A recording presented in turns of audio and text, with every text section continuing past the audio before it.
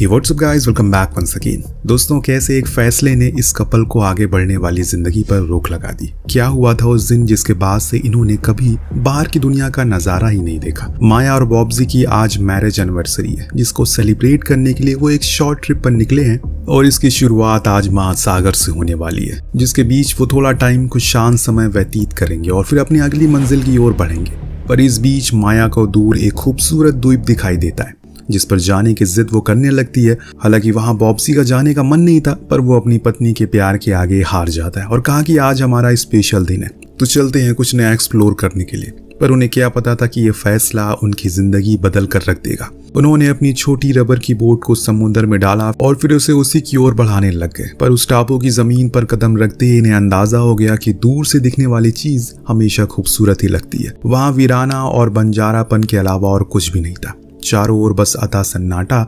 पर माया का कहना था कि अब इतनी दूर आए हैं तो सही से इस जगह को एक्सप्लोर करते हैं, वरना यहाँ आना बेकार हो जाएगा। दोनों ही अभी साइलेंट को चक्कर लगाने लगे, जिस दौरान इन्हें कुछ जंग से भरी मशीन दिखी, जिसे देखकर इन्होंने अनुमान लगाया कि हो सकता है कि यहाँ पर सालों पहले व्यापारी कुछ काम करते होंगे, जिसके बड़े बड़े शिप आते होंगे, या फिर यहाँ पर कुछ साइंटिफिक काम होता होगा जिसका मलबा वो लोग ऐसे ही छोड़कर चले गए। आपका अनुमान क्या है? टापू की सबसे ऊंची जगह पर जाकर इन्होंने कुछ फोटोज क्लिक करवाई और कुछ देर शांति से बिताने के बाद तभी बॉब्जी ने देखा कि आसमान काला होता जा रहा है। कहीं ये किसी बड़े तूफान का संकेत तो नहीं है? इस सोच में डूबा हुआ बॉब्जी आखिर में निकलने का फैसला करता है, क्योंकि अब ज्यादा देर यहाँ रुकना सही नहीं है। जब उन्होंने अपनी छोटी बोट को पानी में उतारा तो उसे कुछ ही दूरी का रास्ता नापा, तब तक तूफान अपनी आक्रोश पर आ चुका था। यानी कि अगर वो कुछ देर और पानी में रहे तो बह सकते हैं। इसीलिए इन्होंने फौरन पीछे मुड़ जाने का फैसला किया, जो अभी के लिए सही है। पर अब इन्हें रात इसी द्वीप पर गुजारनी पड़ेगी। इन्होंने एक कोने में थोड़ा सा आशियाना बना लिया और धीमी आंख के साथ ही पूरी रात को काटा। पर अगली सुबह इनके लिए काफी मुश्किल भरी होने वाली है, क्योंकि जब इन्होंने समुद्र की ओर देखा तो इनकी बोट कहीं भी दिखाई नहीं दे रही है। माया को शक था कि कहीं बॉब्जी ने जल्दबाजी में एंकर डालना भूल तो नहीं गया, पर उसे खुद पर भरोसा था कि हाँ, उसने लगाया था। हो सकता है कि रात के भयानक तूफान में इनकी बोट थोड़ी आगे पीछे कहीं चली गई होगी, इसीलिए उन्होंने उसी छोटी बोट पर ही उसे ढूंढने का काम शुरू कर दिया। पर बहुत दूर जाने के बाद भी उन्हें हाथ कुछ नहीं लगता, ना ही आंखों को वो बोट देखने को नसीब हुई। हो सकता है कि माया की वो बात सच हो गई हो, पर बॉब्जी को अभी भी यकीन नहीं हो रहा है कि उसने उस द्वीप के चारों ओर चक्कर लगाया। अब उसे मान लेना चाहिए कि उसने गलती की है। इस बीच उसे ध्यान में आया कि उनकी छोटी बोट का भी डीजल खत्म होने लगा है। उसने फौरन उसे बंद किया और पैडल से उसे आगे बढ़ाना शुरू कर दिया। अब समुद्र में दूर जाने से अच्छा है कि वो लोग उसी आइलैंड पर जाकर किसी की मदद का इंतजार करें। इसीलिए इन्होंने उसी ओर अपना रुख मोड़ दिया। अब इन्हें भूख और प्यास भी लगना शुरू हो गई है, जो सबसे बड़ी लड़ाई होती है खुद को जिंदा रखने के लिए।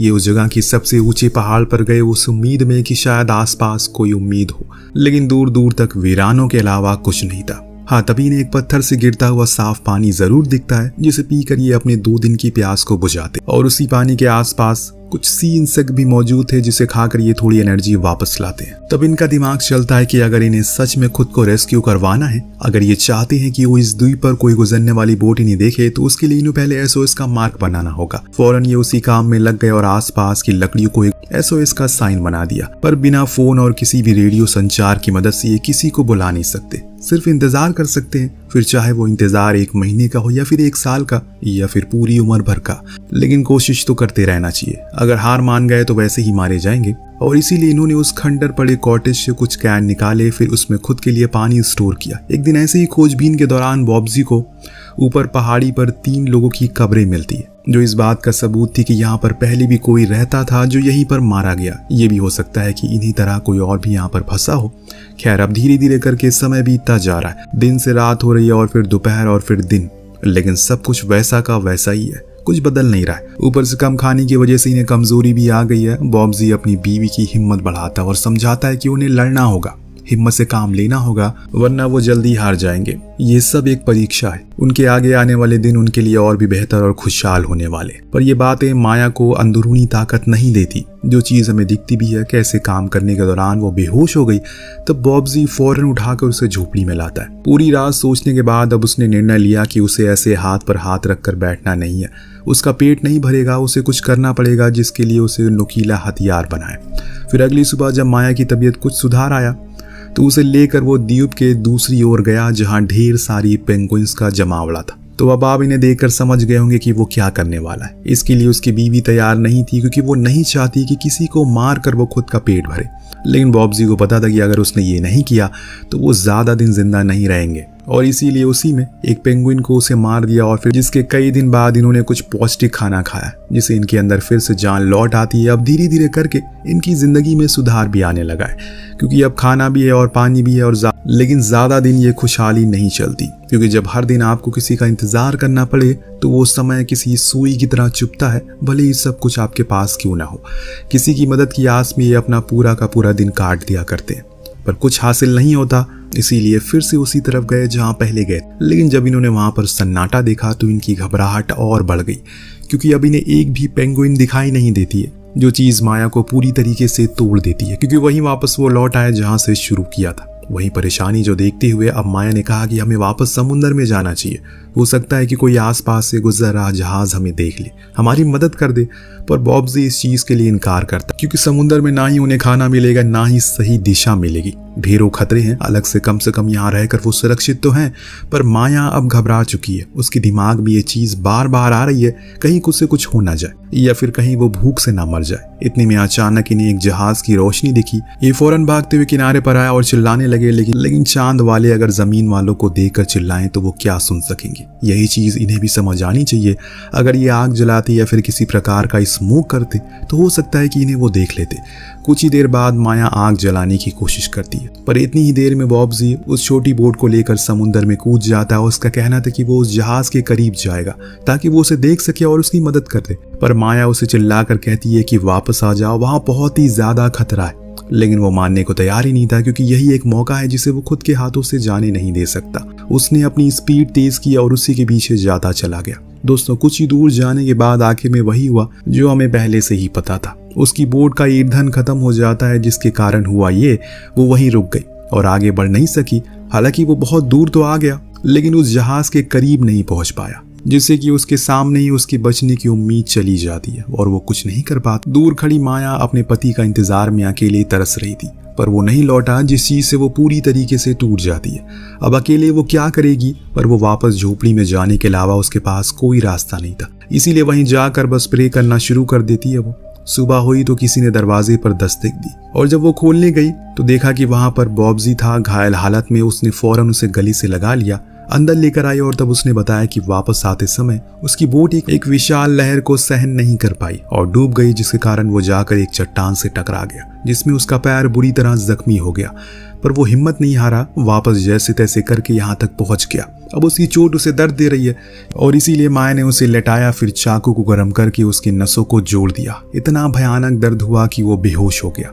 लेकिन अब माया को समझ आ चुका है कि चीजें अब उसके ऊपर आ गई है। अब उसे सब चीजों का ख्याल रखना होगा, फिर चाहे वो खाना हो या फिर पानी, क्योंकि उसका पति अब थोड़े टाइम तक चलने की हालत में नहीं है। सुबह जब उसे होश आया तो उसने कहा कि उसने ये जानबूझकर नहीं किया, क्योंकि वो जानता था कि माया के लिए चीजें बहुत कठिन होने वाली है। लेकिन वो उसकी हिम्मत बढ़ाती है और समझाती है कि ऐसा कुछ नहीं होने वाला, वो सब कुछ कर लेगी। धीरे धीरे करके दोबारा दिन बीतने लगे। शायद आपको पता तक नहीं लगा होगा कि लेकिन इन दोनों ने यहाँ पर रहते हुए 1 महीने से भी ज्यादा का ऊपर समय बिता दिया।